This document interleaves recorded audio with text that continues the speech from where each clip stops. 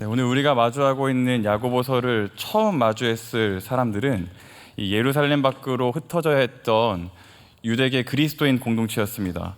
사도행전 7장에서 8장을 보게 되면 스데반의 순교를 기점으로 해서 이 기독교에 대한 박해가 굉장히 심해지는데, 이때 곳곳으로 흩어진 사람들인 것이죠. 타국으로 가서 살아야 했던 이들의 삶은 어떤 삶이었을까요? 쉬운 삶이 아니었습니다. 어려운 삶이었던 것이죠. 몇 가지 문제가 있었는데, 우선 이 예루살렘 밖으로 가야 했다는 것을 바꿔 말해보면 이들이 이 사회적인 입지가 굉장히 얕았다는 것, 사회적 기반이 그다지 좋지 못했다는 것을 의미합니다. 그런 사람들이 타국에 가서 할 수 있는 일은 굉장히 제한적이었습니다. 남들이 하지 않으려고 하는 노동을 한다거나 대부분의 사람들은 소작농으로서 생계를 유지할 수가 있었던 것이죠. 문제는 무엇이었었냐면, 본문 당시의 사회 속에서 고용주나 지주와 같은 사람들이 이들에게 제대로 된 임금을 지불하지 않고 착취했다는 것입니다. 또 다른 문제는 이제 본문 당시의 내용들을 보게 되면 로마 제국 곳곳에 굉장히 심각한 가뭄이 있었다는 기록들이 있습니다. 그러니까 이를 통해서 우리는 이 사람들이 얼마나 어려운 삶을 살았을지, 이 사람들이 얼마나 힘든 삶을 살았을지를 유추해 볼 수가 있는 것이죠. 흩어진 그리스도인들이 지금 어떤 문제 가운데 놓여 있습니까? 먹고 사는 문제, 생존의 문제에 지금 놓여 있습니다. 그런데 한편으로는 이보다 더 큰 문제, 더 본질적인 문제가 있었는데, 그것이 무엇이었냐면 이 가치관과 신념에 대한 문제였습니다. 이들이 살았어야 했던 사회는 로마 제국의 가치를 중심에 두고 작동하는 사회였습니다. 그렇다면 이 로마 제국은 어떤 가치를 가장 우선에 두고 작동이 되었을까요? 무력에 의한 군사 정복과 이 노예 착취를 통한 자기의 위치를 확인하는 것, 이런 것들이 로마 제국의 가장 중요한 가치 중에 하나였습니다. 쉽게 말하면 남들보다 더 많은 것을 소유하고 남들보다 더 높은 위치에 서서 이 자기가 어떠한 사람인지를 확인하려고 했던 것이죠. 많은 사람들을 부리면서, 많은 사람들로부터 오는 많은 사람들에게 이렇게 끼치는 영향을 통해서 자신이 누구인지를 확인하려고 했던 것입니다. 이런 사회 속에서 초대교회 성도들, 흩어진 그리스도인들은 어떤 삶을 살았을까요? 인자가 온 것은 섬김을 받으려 하는 것이 아니라 도리어 섬기기 위함이다 라고 말씀하셨던 예수님의 가치를 드러내면서 사는 사람들이었습니다. 그러니까는 끊임없이 높아지려고 하는 사회 속에서 끊임없이 낮아지는 자세를 취하면서 살았던 사람들이 바로 본문에 나오는 흩어진 그리스도인들인 것이죠. 근데 문제는 무엇이냐면, 로마 제국의 가치에 부합하면서 살아가는 사람들은 잘 사는데, 복음의 가치를 발현하면서 살아가는 사람들은 끊임없이 그 삶이 어려워진다는 데 있었습니다. 이와 같은 상황이 반복되기 때문에 이 흩어진 그리스도인들에게는 어려움과 더불어서 질문이 있었을 겁니다. 내가 이렇게 예수를 믿고 살아가는 것이 맞나? 우리가 그렇게 소중하다고 여기는 복음의 가치가 생존을 위해서, 현실에서 나를 보호해 주거나 쓰일 수 있는 것이 맞나? 이제 이런 질문들을 가지고 살아가야 했던 것이죠. 사실 이 같은 질문은 오늘을 살아가는 저와 여러분과 크게 다르지 않은 것 같습니다. 우리도 그렇지 않습니까? 이제 세상의 가치를 따라 살아가는 사람들이 뭔가 잘 되고, 반대로 복음을 가지고 또 믿음과 신앙을 통해서 살아가려고 하는 사람들이 자꾸만 어려워지는 것을 보게 되면서 이 믿음과 신앙에 대한 질문을 하게 되는 것 같습니다. 이처럼 믿음으로 현실을 살아보려고 하는데 쉽지 않은 사람들에게 여러분, 어떤 이야기, 어떤 말이 필요할까요? 그 MBTI로 치자면 이제 F가 좀 이렇게 발달하신 분들은 공감을 해주어야 된다, 이렇게 말씀하실지도 모르겠습니다. 이들의 어려움을 충분히 격려해주고 위로하는 방식으로 이들을 대해야 된다, 이렇게 말을 할 수가 있는 것이죠. 또 한편으로는 이제 T인분들이 이렇게 이야기를 할 겁니다. 무슨 공감이, 그렇죠? 밥 먹여주냐. 지금 이 사람들에게 그런 게 필요한 게 아니다. 이 현실을 살아갈 수 있는 실제적인 조언이 필요하다, 이렇게 말할지도 모르겠습니다. 이 두 이야기 다 맞는 이야기 같습니다. 두 이야기 다 필요한 이야기입니다. 그런데 여러분, 야고보는 오늘 믿음으로 현실을 살아가려고 하는데 그 현실이 더없이 힘든 이들에게 뭐라고 이야기합니까? 인내하라고 말합니다. 견디라고 말합니다. 그러니까 전혀 다른 차원의 이야기를 하고 있다는 것을 우리가 본문을 통해서 확인할 수가 있습니다. 그럼 여러분, 이 말이 이해가 되십니까? 이미 충분히 인내하고 있는 사람들입니다. 이미 충분히 이제 견디려고 노력하는 사람들인데 그 사람들을 향해서 견뎌야 한다, 인내해야 된다, 네가 좀 버텨야 된다라는 말은 여러분 너무한 이야기 아닙니까? 우린 여기서 성경이 말하는 인내가 전혀 다른 차원의 이야기라는 것, 성경이 말하는 인내가 완전히 다른 개념의 이야기라는 사실에 대해서 생각해 볼 수가 있습니다. 그렇다면 성경이 말하는 인내란 어떤 것일까요? 우리 야고보의 이야기를 따라서 한번 좀 살펴보도록 하겠습니다. 먼저 야고보는 이 인내가 무엇인지를 설명하기 위해서 세 가지의 예시를 말하는데, 첫 번째가 농부의 예시고, 두 번째가 이 선지자들의 예시고, 마지막이 이제 욥에 대한 예시입니다. 그 중에서도 이 농부에 대한 예시를 가장 자세하게 설명하고 있다는 사실을 우리가 말씀을 통해서 확인해 볼 수가 있습니다. 오늘 말씀 7절인데요. 7절 말씀 제가 읽어드리겠습니다. 그러므로 형제들아, 주께서 강림하시기까지 길이 참으라. 보라, 농부가 땅에서 나는 귀한 열매를 바라고 길이 참아 이른 비와 늦은 비를 기다리나니. 고대 근동 팔레스타인 지역에서 농부가 이 파종을 하고 추수하기까지의 전체적인 그 시간이 한 5개월 정도가 걸린다고 합니다. 그 사이에 농부가 기다려야 했던 것은 무엇이냐면 바로 이른 비와 늦은 비였습니다. 여러분, 그렇다면 이른 비는 무엇일까요? 이른 비는 10월 중순에서 한 12월까지 내리는 비였습니다. 이 비를 통해서 이 메말라 있던 땅이 뭔가 농사를 짓기에 좋은 땅이 되고, 그리고 그 땅에 파종을 하게 되면 싹이 움틀 수 있도록 도와주는 비가 바로 이른 비였습니다. 그렇다면 늦은 비는 무엇일까요? 늦은 비는 3월과 4월에 내리는 비였습니다. 이 비가 내리면 이 파종된 씨앗들이 단단한 알곡이 되고 좋은 열매로 맺기를 시작하는, 그것을 도와주는 비가 바로 늦은 비였던 것이죠. 이 비가 없으면 본문 당시에 팔레스타인 지역에서는 농사를 지을 수가 없었습니다. 이 비는 굉장히 필수적이었던 것이었습니다. 여러분, 보통 가나안 땅을 우리가 이해하고 설명할 때 어떻게 소개합니까? 가나안 땅을 어떤 땅이라고 말하죠? 젖과 꿀이 흐르는 땅, 이렇게 이야기를 합니다. 그런데 이 가나안을 보게 되면 여느 이 문명이 발달했던 곳과는 다르게 유프라테스 강이라던가 나일강의 삼각주 같은 큰 강을 끼고 있지 않았습니다. 그럼에도 불구하고 농사를 지을 수 있고, 그럼에도 불구하고 문명을 이룰 수 있었던 이유는 바로 이 이른 비와 늦은 비 때문이었습니다. 그렇기 때문에 이 이른 비와 늦은 비는 성경 맥락 내에서 줄곧 은혜를 상징하는 매개체였습니다. 은혜, 하나님의 인도하심. 여러분, 여기서 이제 좀 생각을 해볼까요?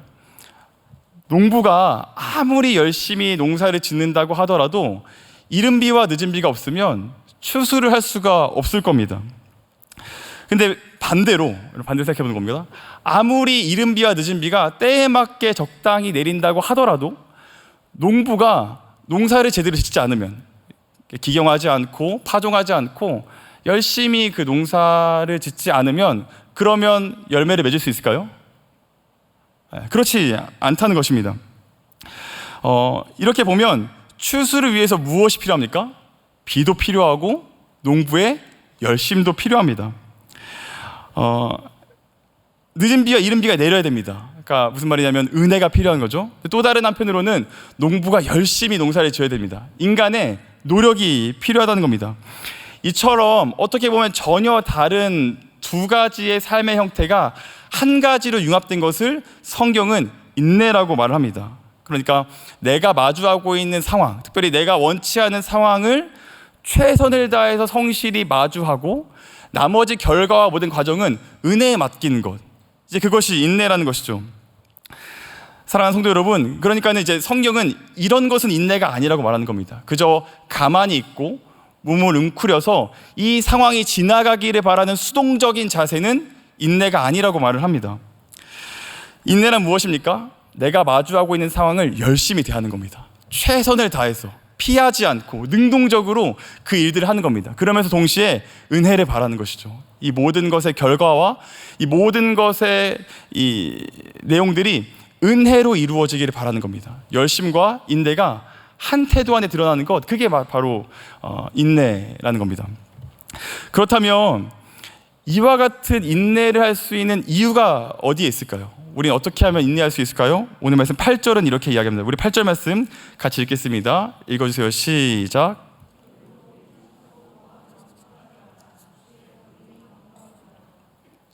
어, 8절을 우리는 크게 전반절과 후반절로 나누어서 볼 수가 있습니다. 너희도 길이 참고 마음을 굳건하게 하라를 전반절로 볼 수 있고, 주의 강림이 가까우니라를 이제 후반절로 볼 수가 있는 것이죠. 이처럼 둘로 나눌 수 있는 근거는 무엇이냐면, 한글 성경에는 나타나 있지 않지만 원어 성경을 볼 때 이 두 문장 사이에 왜냐하면이라는 접속사가 있기 때문입니다. 여러분, 우리가 길이 참아야 됩니다. 마음을 굳건하게 해야 됩니다. 왜 그럴까요? 주의 강림이 가까이 왔기 때문입니다. 야고보서는 인내라는 개념을 설명하면서 인내 자체를 말하지 않고 본문 전체를 보게 되면 계속해서 종말, 예수님의 강림과 연결시켜서 인내를 설명하려고 합니다. 여러분, 그 강림, 그러니까 예수님께서 재림하시면, 예수님께서 약속대로 심판과 구원을 위해 이 땅에 다시 오시면 우리에게 어떤 일이 일어날까요? 지금 아주 작다고 여기는 것들이 그날에는 크게 되는 겁니다. 지금 사소하다고 여기는 것들, 지금 가볍게 여기는 모든 것들이 그날에는 중대한 일이 되고 무겁게 여겨지는 것이죠. 이 상황에 빗대서 이야기를 해보면, 복음을 따라 살아가는 것이 지금은 비주류인 것 같고, 지금은 많은 사람들에게 그다지 가치 있어 보이지 않겠지만, 그날이 오면 그리스도께서 약속하셨던 것처럼 심판과 구원을 위해서 이 땅에 다시 오시게 되면, 그러면 그때는 그게 가장 큰 가치의 자리에 위치하게 된다는 것이죠. 근데 여러분, 여기서 우리가 이 가까우니라라는 표현을 주목해서 살펴볼 필요가 있습니다.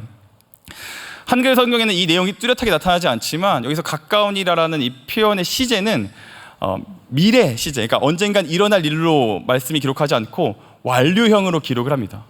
여러분, 이것이 무슨 의미일까요? 이 마가복음 1장 15절에 보면 예수님께서 때가 차고 하나님 나라가 가까이 왔으니 뭐라고 합니까? 회개하고 복음을 믿으라, 이렇게 말씀하십니다. 여기에서도 이 가까이 왔다라는 표현이 완료형으로 쓰여 있습니다. 이게 어떤 것을 의미할까요? 이미 그 역전의 일이 일어났다는 것이죠. 이미 그 가치가 뒤바뀌는 것들이 이미 일어났다는 겁니다. 그리고 이미 그 일이 일어나서 이제 종교를 향해서 나아가고 있다는 겁니다. 우리 구주께서 눈에 보이고 손에 잡히지 않지만 이미 이 땅의 왕으로 좌정하고 계시다는 것을 지금 말씀이 강조하고 있는 겁니다. 사랑하는 여러분, 성도들은 어떤 존재입니까? 그와 같은 결론을 아는 사람들입니다. 눈에 보이고 손에 잡히는 것이 진짜이고, 눈에 보이고 손에 잡히는 것이 결론이 아니라 영원한 하나님의 나라, 영원한 하나님의 약속만이 진짜이고 참되다는 사실을 이미 알고 있는 결론을 아는 인생들입니다. 여러분, 결론을 아는 사람들의 오늘은 결론을 모르는 사람들의 오늘과 다를 수밖에 없습니다. 그렇지 않습니까? 우리가 마지막에 종국이 어떤 일이 일어나지 않는다면 그것에 조명하여서 오늘을 어떻게 살아갈 수 있는지가 조금 더 명확해지기를 시작한다는 것이죠. 마치 이런 것과 같습니다. 예를 드는 겁니다.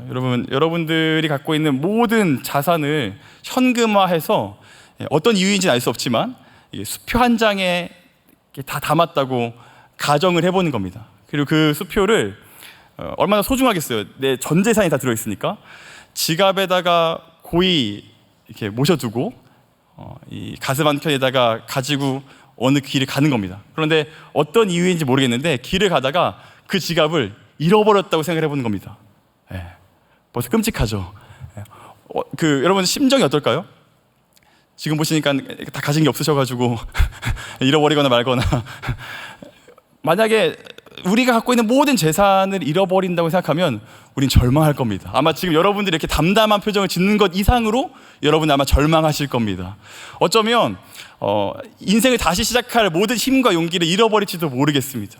우리는 그렇게 아마 이 재산을 잃어버렸을 때 일어설 힘이 없을 겁니다. 근데 다시 한번 이야기를 돌려서 이렇게 생각해 보는 거죠. 우리의 모든 재산을 다시 수표에 넣었습니다. 그리고 지갑에 모시고 안주머니에 넣는 거죠. 그리고 어딘가로 가려고 하는데 전화가 없는 겁니다. 따르릉 따르릉 이렇게 전화를 받았더니 이제 어딘가 했더니 은행인 거죠. 이제 은행에서 뭐라고 하냐면 꿈 같은 이야기를 하는 거예요. 여기 어디 은행인데요. 당신이 1조 원의 상속자로 밝혀졌습니다.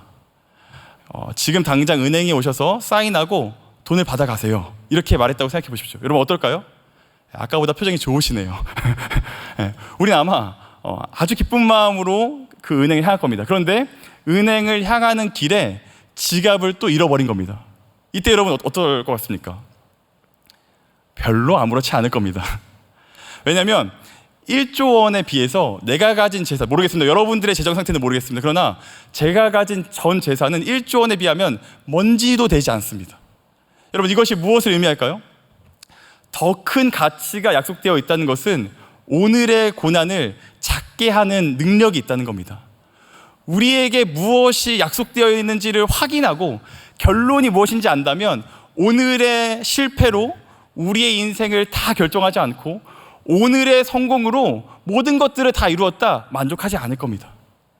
우리의 결론을 안다면, 우리가 진정으로 무엇을 소유하고 있고 어떤 약속 안에 있는 사람인지를 확인한다면 우리의 오늘의 선택과 우리의 오늘의 모든 생활의 방향이 달라질 수밖에 없다는 것이죠. 사랑하는 여러분, 우리가 인내할 수 있는 이유가 무엇입니까? 눈에 보이고 손에 잡히는 현실은 일시적이고 오직 하나님의 약속과 말씀만이 영원하기 때문입니다. 여러분 이렇게 본다면 어떤 사람들이 인내할 수 있을까요? 인생의 주권이 하나님께 있다고 고백하는 사람들이 인내할 수가 있는 겁니다. 야고보서가 말하는 인내의 핵심이 바로 여기에 있습니다. 야고보서가 말하는, 또 성경이 말하는, 복음이 말하는 인내는 더 나은 성품이나 더 뛰어난 윤리의 체계를 말하는 것이 아닙니다. 성경이 말하는 인내는 또 다른 형태의 신앙 고백입니다. 믿음과 연결이 지어져 있는 것이죠. 그렇기 때문에 어떤 사람들이 인내할 수 있는가? 하나님이 인생의 주관자가 되신다는 것을 참되게 고백하는 사람들은 인내할 수 있습니다. 반대로 어떤 사람들이 그럼 인내하지 못하는 사람들입니까? 인생의 주관자가 하나님께 있다는 것을 믿지 못하는 사람들이 인내하지 못하는 것이죠. 그래서 야고보서는 인내하지 못하는 것을 그냥 참을성이 없거나 인내하지 못한다고 말하지 않고 불신앙이라고 말합니다. 오늘 9절 말씀 같이 읽겠습니다. 읽어주세요. 시작.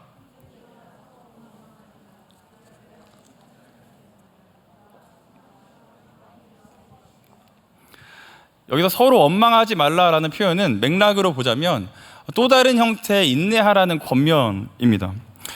여러분 인내하여야 무엇을 면할 수 있습니까? 심판을 면할 수 있습니다. 여러분 너무 무섭지 않습니까? 내가 조금 인내하지 못했는데 내가 조금 이렇게 섣부르게 행동했는데 그것이 심판이 된다고 한다면 이거 너무 이상한 이야기겠죠. 그러나 우리가 지금까지 살펴보았던 것처럼 인내가 신앙 고백이라고 한다면, 그것이 믿음과 결부되어 있다고 한다면 오늘 우리가 이 말씀을 참되고 바르게 이해할 수가 있을 겁니다. 사랑하는 여러분, 아마 지금 여기 계신 분들 중에서도 이미 충분히 인내를 하고 있고 그 인내 때문에 어둠에 짙은 시간과 공간의 한 중심을 걸어가고 있는 분들이 계실 겁니다. 신앙을 위해서 선택했던 일을 통해서 더 나은 삶을 사는 것이 아니라 도리어 더 어려워지는, 믿음을 가지고 열심히 살아보려고 했는데 그 선택과 그 일 때문에 뭔가 조금 더 어려워지는 삶을 살아가고 있는 분들이 분명히 이 중에도 계실 것입니다. 그러면서 내가 지금 이 일을 하는 것이 맞나? 내가 이 관계를 이렇게 놓지 않는 것이 맞나?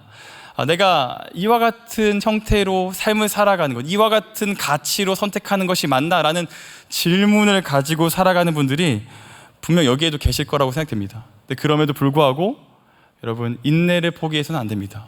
왜냐하면 말씀이 우리에게 인내하라고 요청하고 있기 때문입니다. 지금 우리는 이 과정 중에 있기 때문에 이 인내의 의미를 다 알 수 없을지도 모르겠습니다. 어쩌면 오늘 말씀을 듣고 나가서 끊임없이 그 인내를 노력하더라도 잘 안 될 수도 있고, 인내를 한다고 한들 그것이 어떤 열매를 맺는다는 사실에 대해서 잘 느끼시지 못할 수도 있을 것 같습니다. 계속해서 고민과 질문을 안고 살아갈 수밖에 없는 것이죠. 그러나 우리 주님께서 약속하셨던 모습대로 강림하시면 이 땅의 가치가 바뀌는 그날이 우리에게 이미 임했다는 게 눈에 보이고 손에 잡히는 그날이 오면 우리는 그때야 비로소 인내가 어떤 열매를 맺는지를 알 수 있습니다. 7절은 뭐라고 합니까? 그 열매가 귀한 열매라고 말합니다. 여기서 귀하다고 번역된 단어는 성경에서 딱 여기 한 군데 쓰이는데, 다른 문헌을 보면 보통 귀금속, 보석이나 왕관을 형용할 때만 쓰이는 표현이었습니다. 그런데 야고보서의 저자가 이 표현을 우리가 인내하면서 맺는 열매에 가져다가 쓴 것이죠. 이것이 무엇을 의미할까요? 우리의 열매가 무의미하거나 무가치하거나 혹은 시간 낭비하거나 허비하는 일이 아니라는 겁니다. 하나님 앞에서 그것이 의미를 갖고 하나님 앞에서 그것이 충분한 가치를 갖고 있다고 말씀이 우리에게 이야기하고 있습니다. 그러니 여러분, 소망하기는 여기에 소망을 두고 우리가 하는 인내가 지금은 이해되지 않지만 종국의 하나님 편에 서서 이것이 의미와 가치를 받고 하나님의 칭찬받은 일이라는 것을 기억하시며 오늘 인내의 걸음을 한 걸음 한 걸음 내리는 저 여러분 되기를 주님의 이름으로 축원합니다. 이와 같은 인내는 신앙 고백을 넘어서서 또 다른 형태의 열매를 맺기를 시작합니다. 이 야고보서의 메시지를 처음 받아보았을 사람들은 이제 질문과 고민이 있었지만 다시 한번 이미 하나님 나라가 도래했고 이미 역전의 역사가 일어나서 그래, 내가 이 가치를 붙들고 살아가야지 하며 용기를 가지고 인내의 발걸음을 하나하나 내딛기를 시작했을 겁니다. 그러자 이제 어떤 일이 일어났을까요?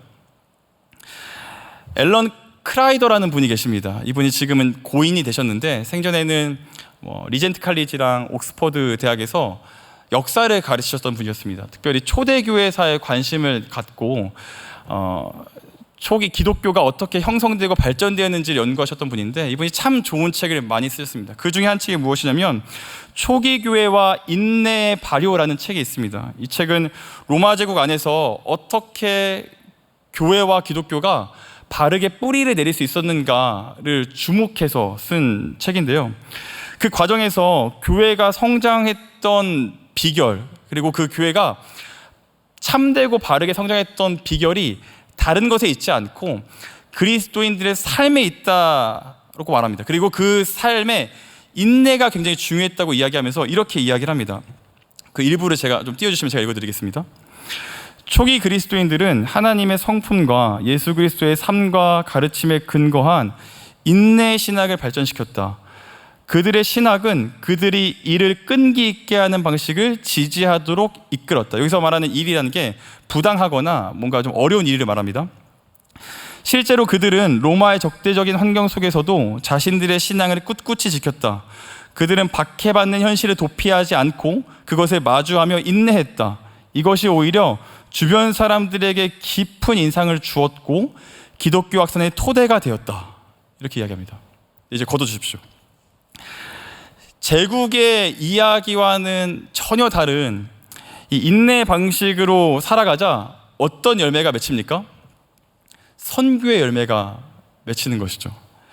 여러분, 이렇게 본다면 인내는 하나님의 선교에 동참하는 하나의 방식입니다. 어쩌면 이렇게 말씀드리는 게 여러분들에게 이 말씀을 따라오는 과정에서 흥미를 잃어버릴지도 모르는 부분이라는 생각을 했습니다. 왜냐하면 인내해서 그 유익과 그 열매를 내가 좀 먹어야 되는데, 내가 인내해서 그 유익이 나를 향해야 되는데, 역사와 말씀이 말하고 있는 것은 그 인내의 유익이 타인과 주변부를 향하기 때문이죠. 그러나 여러분, 기억하셔야 되는 게 하나님이 정말로 여러분들을 구원하셔서 여러분들과 더불어서 이루시려고 하는 일이 바로 이 일이라는 것입니다. 톰 라이트가 쓴 마침내 드러난 하나님의 나라라는 그 책을 보면 구원을 이렇게 설명합니다. 구원은 하나님이 우리 안에서, 그리고 하나님이 우리를 위하여 하실 뿐 아니라 그 다음 뭐라 그러냐면 우리를 통하여서 하시는 일에 대한 일이다, 이렇게 말합니다. 다시요. 구원은 하나님이 우리 안에서, 그리고 우리를 위하여 하실 뿐 아니라 우리를 통하여 하시는 일에 대한 것이다. 구원이 무엇입니까? 나로 끝나지 않고 나로부터 시작되는 무언가가 있다는 겁니다. 구원받은 하나님의 백성들을 통해서 무언가가 일어난다라는 것이죠. 참 감사한 것은 제가 이렇게 사역하는 과정 속에서 이와 같은 인내의 열매들을 작지만 이렇게 맺고 그것을 누릴 수 있는 기쁨이 있다는 것입니다. 제가 지난주에 이 주제를 가지고 저희 진해에 있는 한 청년하고 대화를 나눈 적이 있습니다. 이 청년에게 제가 너는 요즘 뭘 가장 많이 인내하고 있냐 이렇게 물어봤더니 돈이요 이렇게 대답을 하더라고요. 돈, 그러니까 재정에 대한 것을 인내하고 있다고 말했습니다. 그러니까 제가 그 얘기 듣자마자 걱정도 되고 좀 궁금하기도 해서 어떤 이야기를 하는 건지에 대해서 되물었습니다. 그러자 뜻밖의 이야기를 하더라고요. 이 친구가 이제 저희 육진 공동체에 와서 인생이 많이 바뀌었습니다. 그 바뀐 과정을 다 설명드리면 오늘 집에 가시지 못하실 테니까 그냥 많이 바뀌었다, 이제 이렇게만 아시면 되겠습니다. 정말 많이 바뀌었습니다. 그리고 그 과정에서 공동체가 사랑과 관심을 보여주는 것을 통해서 삶에 정말 많은 부분들이 다루어져 갔습니다. 이제 그러고 나서 본인이 일을 하는데, 아르바이트를 하고 근로를 하면서 돈을 버는데 이렇게 하나님이 주신 마음이 이런 거라는 것이죠. 그러니까 그 재정을 나만을 위해 쓰지 않고 일부를 가지고 누군가에게 흘려보내기를 바란다는 마음을 주셨다는 겁니다. 여러분, 대학생들이 보통 이제 서울에서 살면서 재정을 스스로 마련하면 얼마 되지 못합니다. 그걸로 생활비 쓰고 일부 본인이 좀 쓰려고 하는 거 다 쓰면 사실은 없어지고 마는 정도의 수준으로 아이들이 돈을 벌고 있습니다.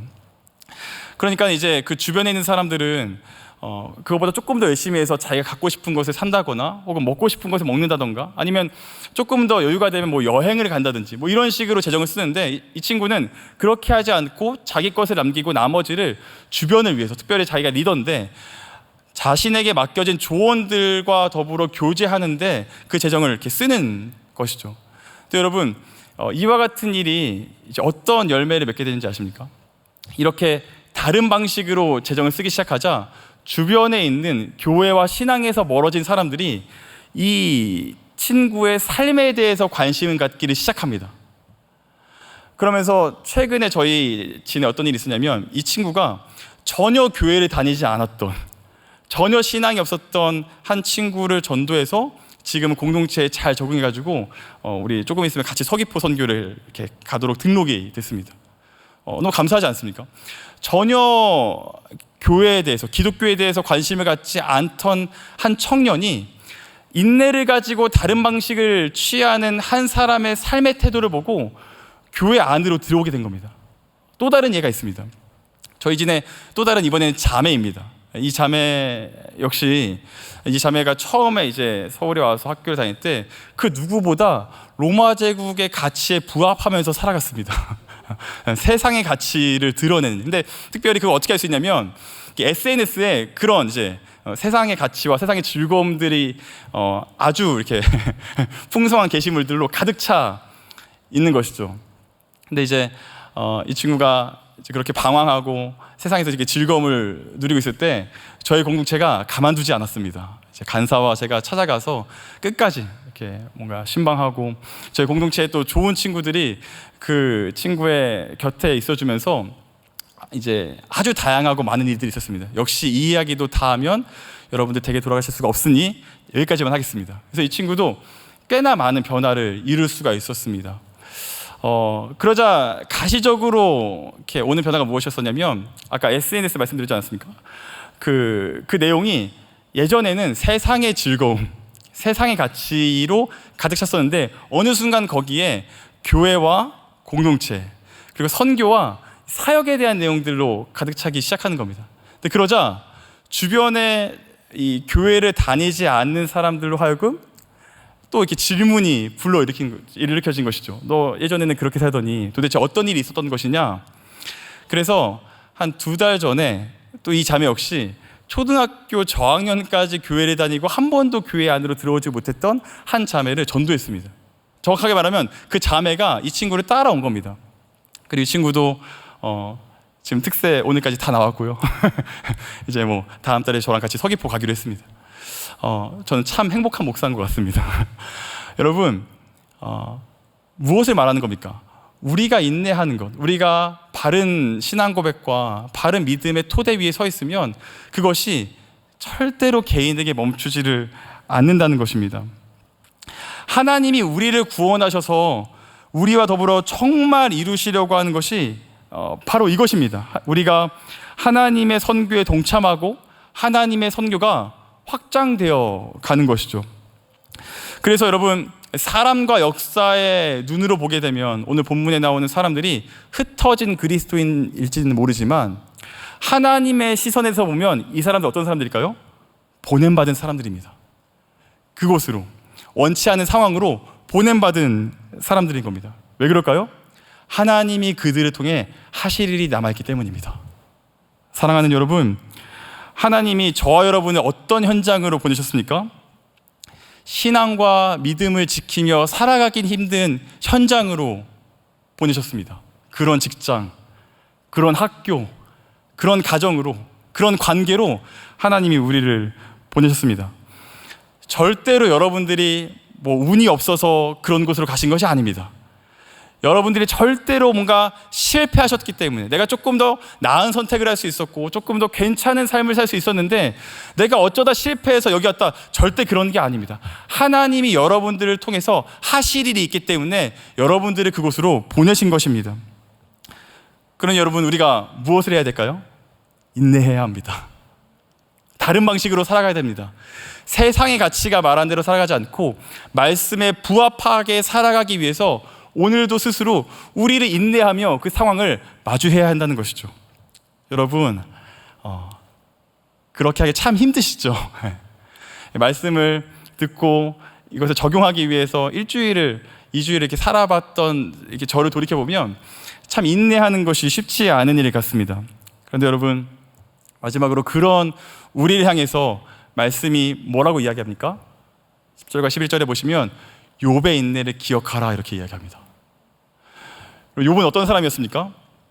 욥은 흔들리지 않는 믿음을 가지고 끝까지 하나님만 시선과 마음에 두었던 사람이 아닙니다. 욥은 하나님을 원망했습니다. 자신의 삶이 어려워지자 모든 원망과 불편을 하나님께 쏟아냈던 사람입니다. 불굴의 인내를 가지던 사람이 아니었다는 것이죠. 여러분, 왜 욥의 인내를 기억하라고 말씀을 이야기할까요? 여러분, 적어도 욥은 하나님을 원망했습니다. 하나님 앞에서 불평과 불만을 쏟아놓았습니다. 하나님과 더불어서 그 일을 했다는 것이죠. 여러분, 핵심이 어디에 있는지 아시겠습니까? 인내의 핵심은 하나님과 더불어 그 일을 하는 겁니다. 하나님을 떠나서, 하나님을 멀리하고 나의 삶의 어려움과 나의 삶의 고난 때문에 하나님으로부터 멀어지는 것이 아니라 하나님 앞에서 그 일들을 해나가는 것이죠. 이것을 기억하라고 말합니다. 여러분, 이것이 우리에게 얼마나 위로가 됩니까? 우리가 원치 않은 상황 가운데 해야 하는 것이 무엇입니까? 하나님과 더불어 인내하는 겁니다. 그리스도께서도 이 일을 겪으셨다는 것을 기반으로 해서 하나님이 이 일을 모르시지 않는다는 것을 생각하면서 모든 상황 가운데 원치 않더라도 최선을 다해 그 일을 마주하고 은혜에 맡기는 것이죠. 소망하기는 우리에게 주어진 현장과 또 앞으로 우리가 가야 하는 선교의 현장 속에서 인내를 통해 하나님의 선교에 동참하는 저와 여러분 되기를 주님의 이름으로 축원합니다. 이 시간 함께 기도하시겠습니다. 이 시간 기도하실 때 오늘 말씀을 통해서 주신 마음이 있다면 그것을 가지고 기도하시고요. 특별히 진행되고 있는 특세와 준비하고 있는 우리 선교를 위해서 기도해 주시기를 부탁드립니다. 우리 함께 기도하시겠습니다. 하나님 감사합니다. 주님, 오늘도 우리가 부족하고 연약한 인생들이 모여서 하나님을 예배하고 아버지 앞에 모여 주님께서 우리에게 주신 말씀을 받았습니다. 하나님, 우리에게 인내가 참으로 쉽지 않고